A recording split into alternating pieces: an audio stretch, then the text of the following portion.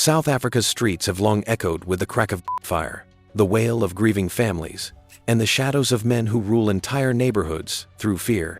From prison yards where the numbers gang carved its code, to the sprawling Cape Flats where children grow up dodging bullets instead of playing in parks, gang wars have left scars deeper than concrete walls.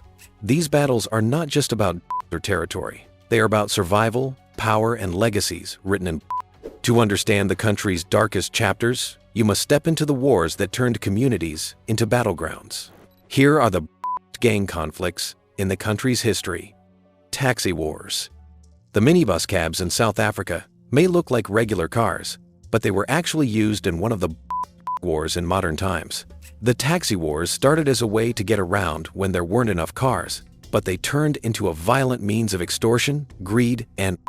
People from all over South Africa have been getting into these vehicles every morning for decades, without knowing if they would make it home safe. The early signs of this war were seen when the apartheid government eased rules on the transportation sector in the late 1980s. It was meant to open up opportunities by letting anyone with a van work as a taxi.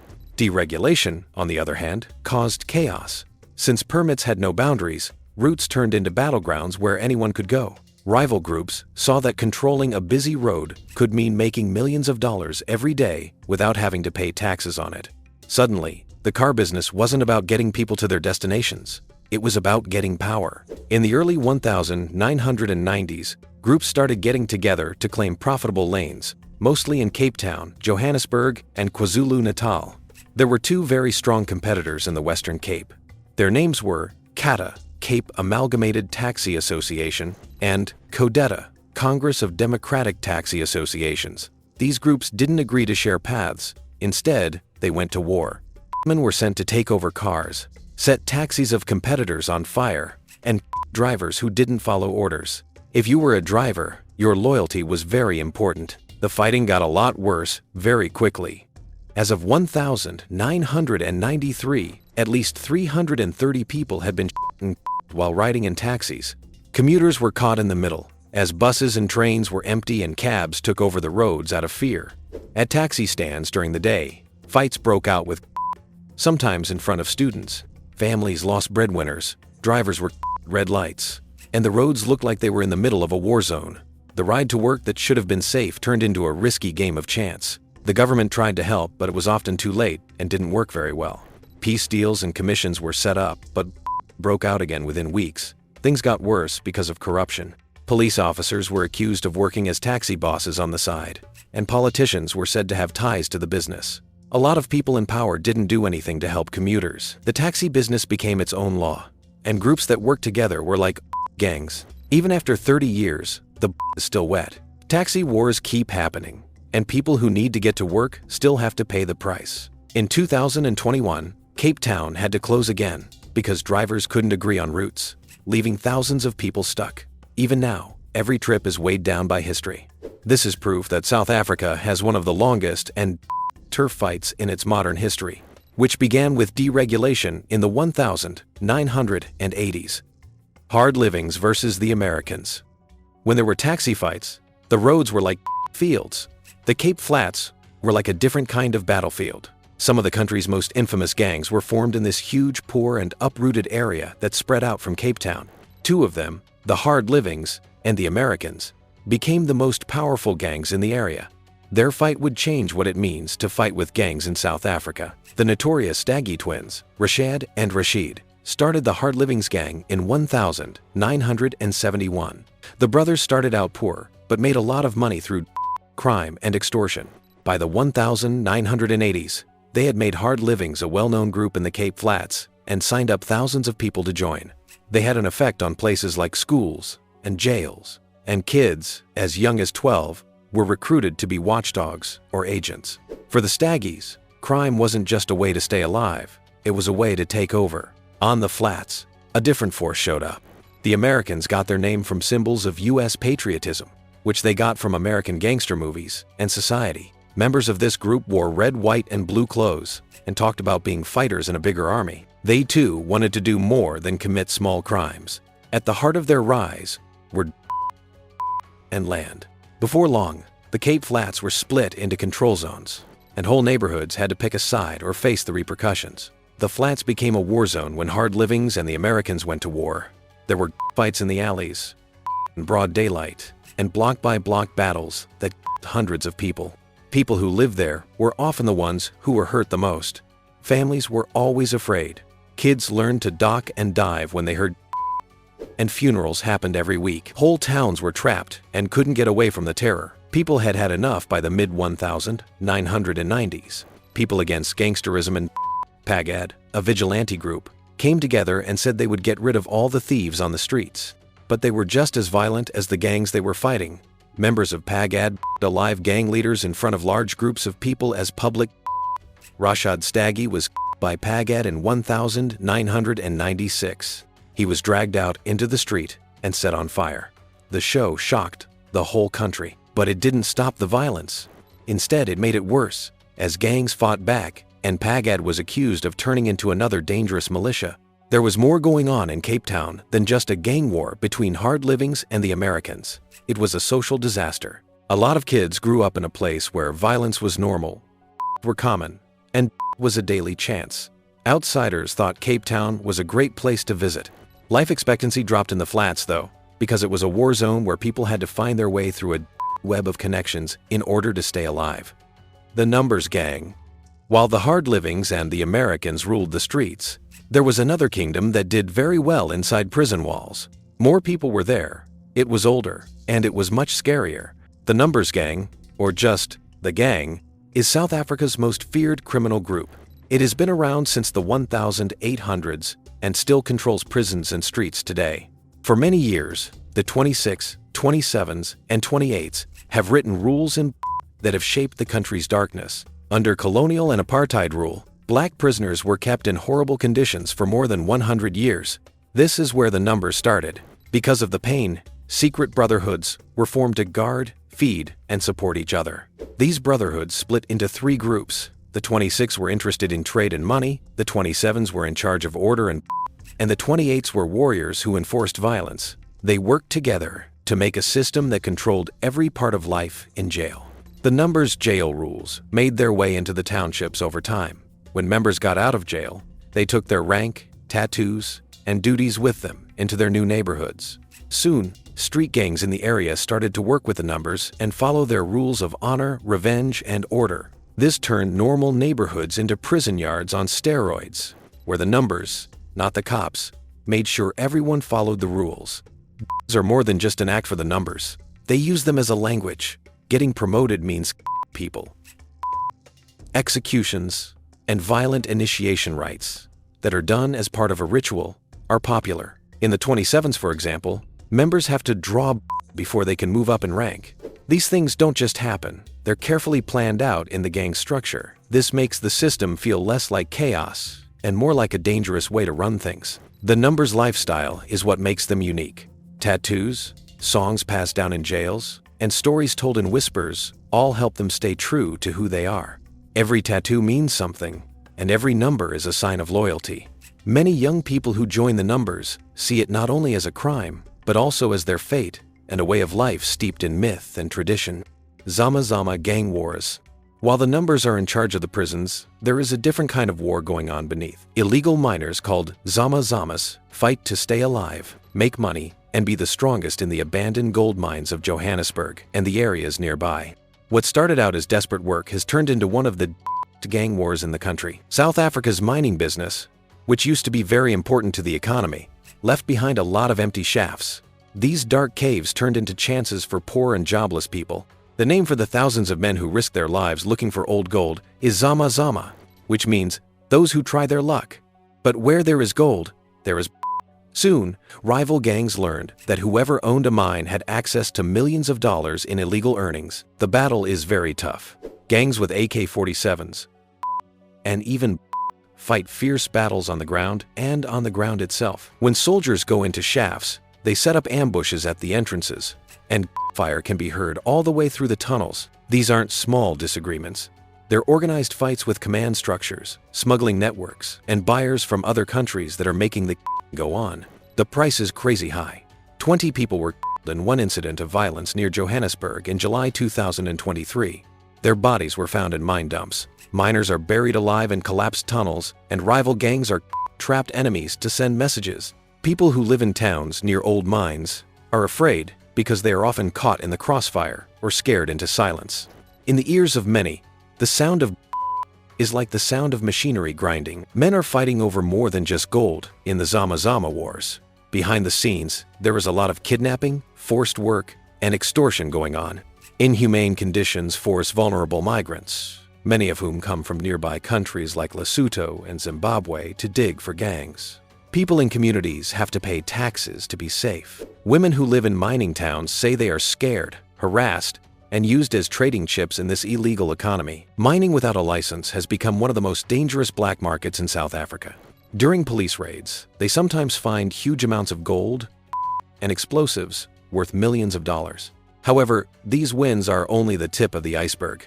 South Africa's mining belt will always have scars from the Zama Zama fights. As long as there is poverty and abandoned mines, a life may be lost for every piece of gold that is taken from the ground. Mamelody's Bloody Turf War.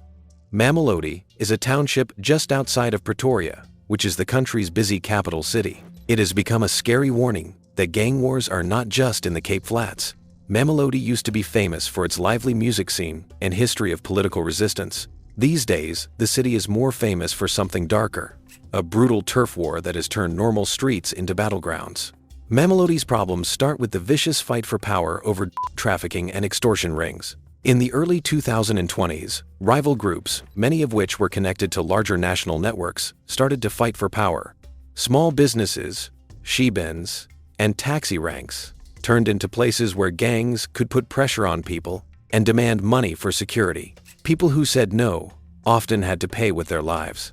What started out as threats of violence quickly turned into open war. The gotten worse since 2021, leaving a sad trail of bodies. Targeted hits of at least 9 people, and many of them were with chilling accuracy. Drive-by men on motorcycles and ambushes at night have become common ways to get people to. People who live in the township say they hear reverberating through it at odd hours, followed by the feared silence that means another person has been. These are not happening by chance. They are planned moves in a chess game between groups that are at odds with each other. The people of Mamelodi have to fight to stay alive every day. Kids are rushed inside when the sun goes down. Businesses that used to be busy places where people could meet and talk now close early to avoid getting caught in the battle. People live in fear of being in the wrong place at the wrong time all the time, and the streets are empty long before it gets dark. Some families have even left because they couldn't handle the stress of living in a war zone. It's hard for people who stay because they're afraid to speak out or call the cops because they think tomorrow might be worse than today. Humansdorp, turf war. The violence in Mamelodi showed that gang fights could happen in the nation's capital. Humansdorp showed that no town is too small, too rural, or too quiet to be controlled by organized crime. Humansdorp is in the Eastern Cape.